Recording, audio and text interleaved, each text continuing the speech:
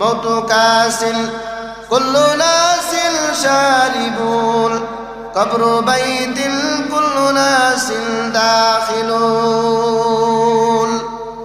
কবি বলে মওতু কাসিল কুল্লু নাসিল শারিবুল, মৃত্যুর পেয়ালা একদিন সবার পান করতে হবে।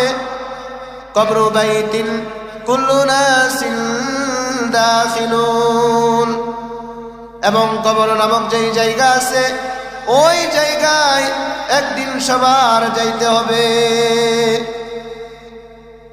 দুনিয়ার মধ্যে যত রাজা বাদশা এসেছিল কেউ মৃত্যুকে অস্বীকার করতে পারে নাই।